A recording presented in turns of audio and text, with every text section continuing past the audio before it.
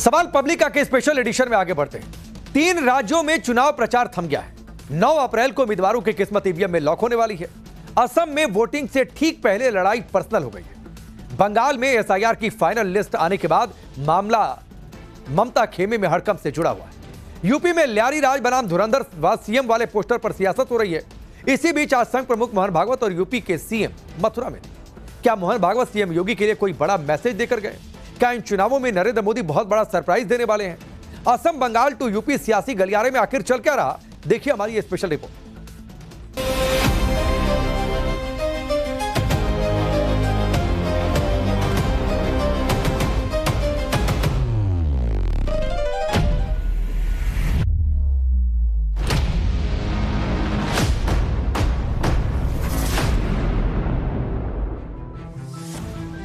क्या 4 मई को नरेंद्र मोदी नया इतिहास रचने वाले हैं? क्या अब की बार नरेंद्र मोदी असम भी जीतेंगे, बंगाल भी फतह करेंगे और तमिलनाडु में भी बीजेपी का परचम लहराएंगे? असम, केरल और पुडुचेरी में आज चुनाव प्रचार खत्म हो गया। 9 अप्रैल को इन राज्यों में वोटिंग होनी है। तीनों राज्यों की कुल 296 सीटें लॉक होने वाली हैं। तमिलनाडु में 23 अप्रैल को वोट डाले जाने हैं। बंगाल की 294 सीटों के लिए 2 फेज में वोटिंग होगी। पहले चरण की वोटिंग 23 अप्रैल को, दूसरे चरण की वोटिंग 29 अप्रैल को होगी।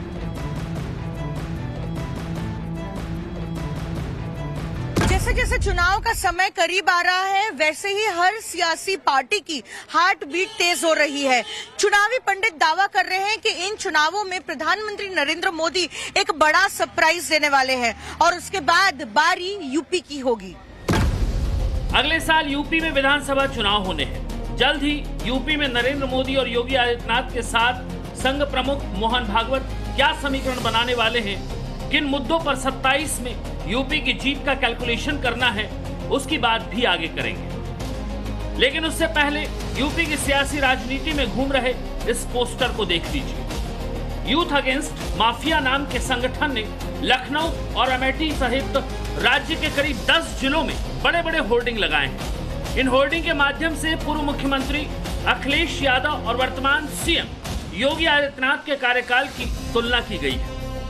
पोस्टर के एक तरफ अखिलेश यादव की तस्वीर के साथ समाजवादी पार्टी के शासनकाल के दौरान हुए दंगों के टाइम के अखबारों की कटिंग लगाकर उसे ल्यारी राज के रूप में दर्शाया गया है। दूसरी तरफ मुख्यमंत्री योगी आदित्यनाथ को धुरंधर सीएम बताते हुए उनके कार्यकाल में माफियाओं के खिलाफ हुई कार्रवाई और कानून व्यवस्था में सुधार की कटिंग दिखाई गई है। पोस्टर में अतीक अहमद, मुख्तार, मुकीम काला के मौत की अखबारी कटिंग लगाई गई है।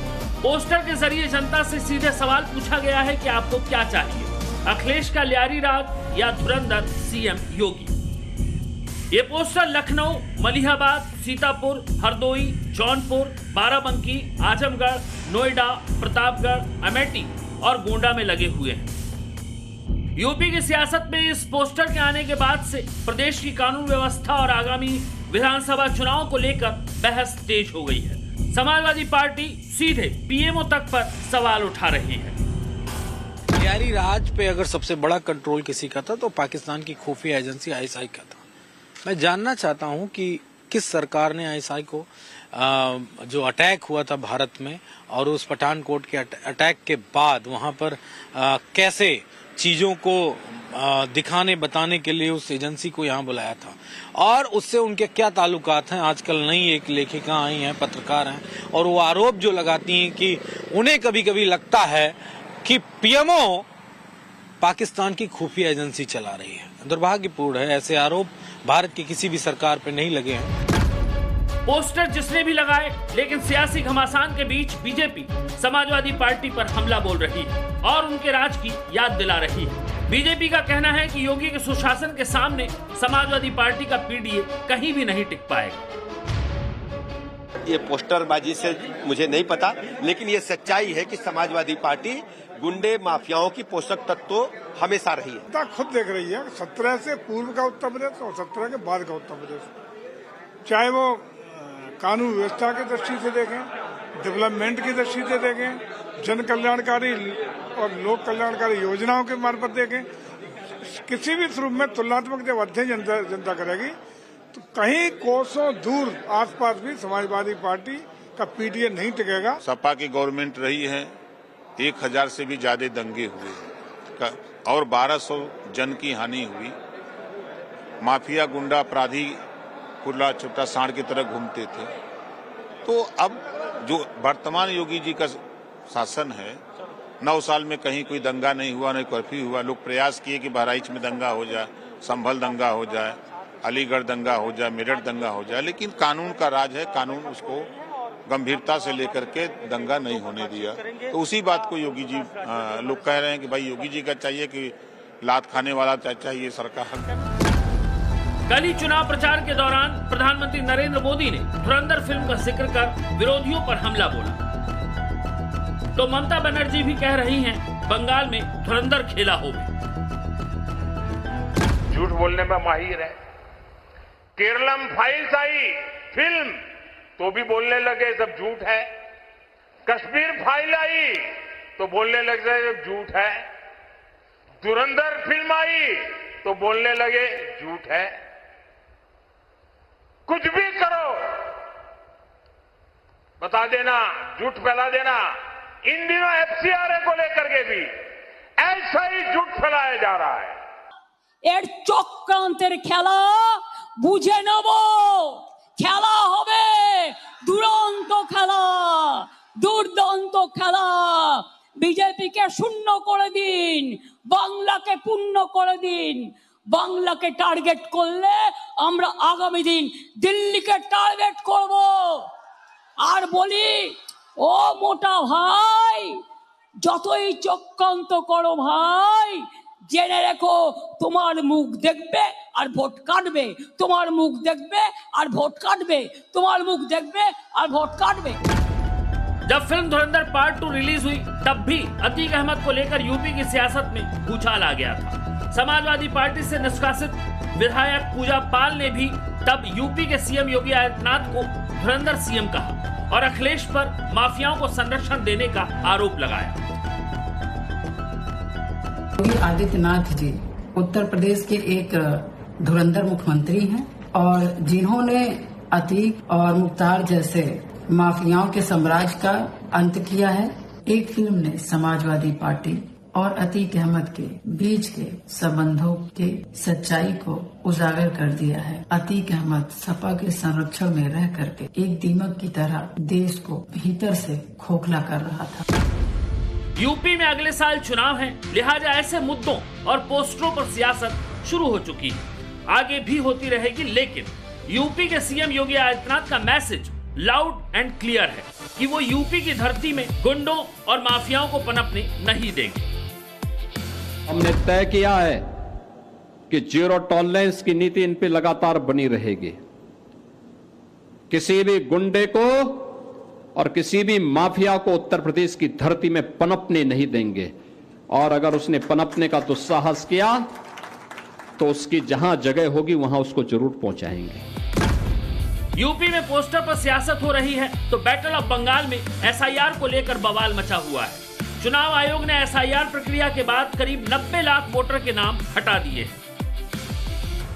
एसआईआर प्रक्रिया के विरोध में ममता बनर्जी हाई कोर्ट से लेकर सुप्रीम कोर्ट तक लड़ी। टीएमसी ने बंगाल की सड़क से लेकर देश की संसद में इसे मुद्दा बनाया, लेकिन जब फाइनल लिस्ट आई तो ममता बनर्जी को बड़ा झटका लगा है। बंगाल में वोटर लिस्ट की प्रक्रिया 3 चरणों में पूरी हुई। दिसंबर 2025 में 58,20,000 नाम हटाए गए। फरवरी 2026 में 5,46,000 और नाम हटाए गए।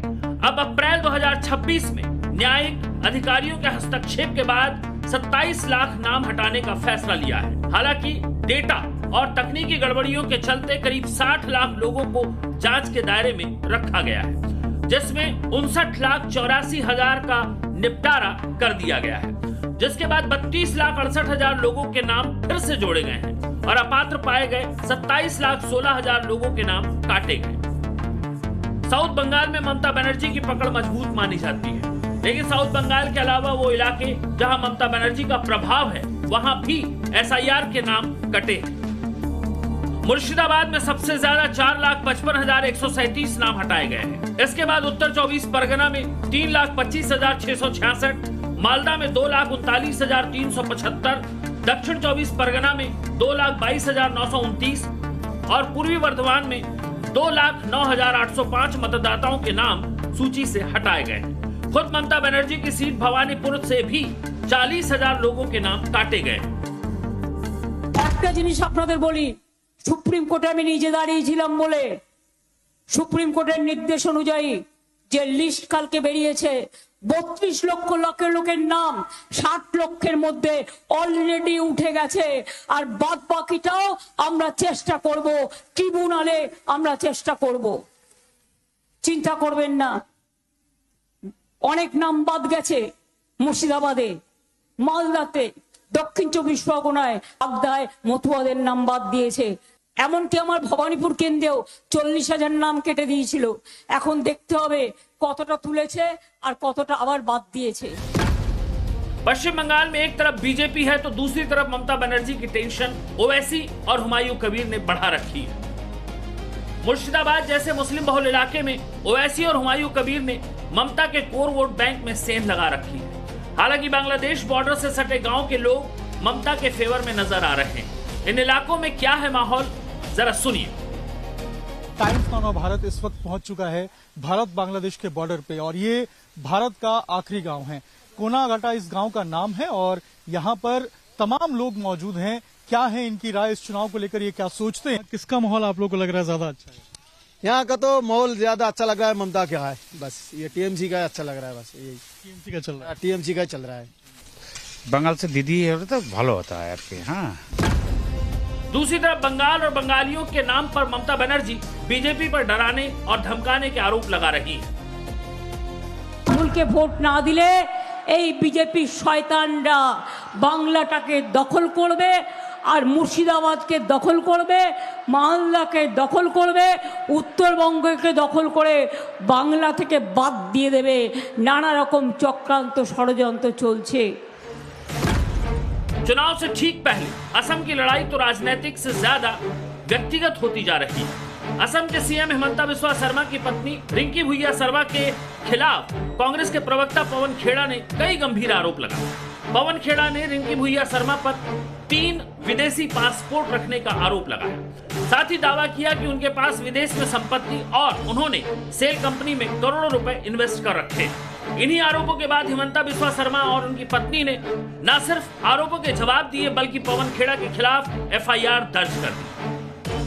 मामला बिना पुख्ता सबूत के आरोप लगाने का था, लिहाजा असम पुलिस की गुवाहाटी की क्राइम ब्रांच ने बड़ा एक्शन लिया और रातों रात दिल्ली पहुंचकर आज दिल्ली में पवन खेड़ा के निजामुद्दीन वाले घर पर छापेमारी कर दी। हालांकि छापेमारी के दौरान पवन खेड़ा तो नहीं मिले, लेकिन दिल्ली पुलिस की मदद से असम पुलिस ने पवन खेड़ा के घर की तलाशी ली। असम पुलिस ने दावा किया है कि इस छापेमारी में पवन खेड़ा के घर से कुछ आपत्तिजनक दस्तावेज जब्त किए गए। इस बीच हिमंता ने पवन खेड़ा पर फिर से करारा हमला बोला है। कौन सा ये पवन खेड़ा है? पताल में भी लुकेगा तो हम उठा के लेके आएगा। तुम बताओ ये कागज तुम किसको दिए थे? मेरा डाउट है ये कागज राहुल गांधी दिए थे उनको। सो ये मुकदमा राहुल गांधी तक जाएगा। अभी पवन खेड़ा भाग गया ना, काल तक तो बोल रहा था मुझे अरेस्ट करो, अभी पुलिस उनका घर गया है, वो हैदराबाद भाग गया है। तो पवन खेड़ा को मैं हमारा साथ तो झूठ मूठ का काम किया, पवन खेड़ा को मैं पवन पेरा बना दूंगा, आप चिंता मत करो। पवन खेड़ा पर एक्शन हुआ तो कांग्रेस ने बीजेपी पर पलटवार किया और कहा कि कांग्रेस डराने धमकाने से नहीं डरती। क्या वो सो रहे हैं? वो देने दो हमारा रिप्लाई कि ये झूठ है सच है। हम तो सरकार से ये क्लैरिफिकेशन पूछेंगे कि सच है, लेकिन वो देने के बजाय एकदम अगर एफआईआर करते हैं करने दो, उसको कोई डरता है? जो होता है हम फेस करेंगे। बंगाल टू असम चुनावी सरगर्मी के बीच आज संघ प्रमुख मोहन भागवत यूपी के मथुरा पहुंचे। आज संत मलूक दास की 452वीं जयंती है। वृंदावन के मलूक पीठ में उनका जन्मोत्सव कार्यक्रम मनाया गया। इसी में शामिल होने भागवत वहां पहुंचे। इस कार्यक्रम में यूपी के सीएम योगी आदित्यनाथ भी शामिल रहे। सीएम योगी ने इस कार्यक्रम में सनातनी एकता का संदेश भी दिया। पूरा सनातनी अगर एकजुट होकर के अपनी ताकत का एहसास कराना प्रारंभ कर दे तो कोई भी विधर्मी और विधर्मी की आड़ में उनके जूठन को खा करके हिंदू विरोधी षड्यंत्र रचने वाले भारत का बाल बांका नहीं कर पाएंगे। कहा जा रहा था कि इस दौरान सीएम योगी और संघ प्रमुख मोहन भागवत के बीच विशेष मुलाकात होने वाली थी। हालांकि योगी आदित्यनाथ के पहुंचने से पहले ही भागवत वहां से जा चुके थे। क्या भागवत और सीएम योगी की जल्द मुलाकात होने वाली है? यूपी चुनाव से पहले ये मुलाकात इसलिए भी जरूरी बताई जा रही है क्योंकि 2027 के लिए योगी ही उपयोगी, इस पर चर्चा होनी है। चुनाव से पहले कास्ट कॉम्बिनेशन पर मंथन होना है। ब्राह्मण टारगेट पर भी चर्चा होनी है। अखिलेश के पीडीए फार्मूले का तोड़ क्या होगा और मुस्लिम वोट कॉम्बिनेशन पर भी मंथन जरूरी है। इससे पहले संघ प्रमुख और सीएम योगी के बीच इसी साल फरवरी में बैठक हुई थी।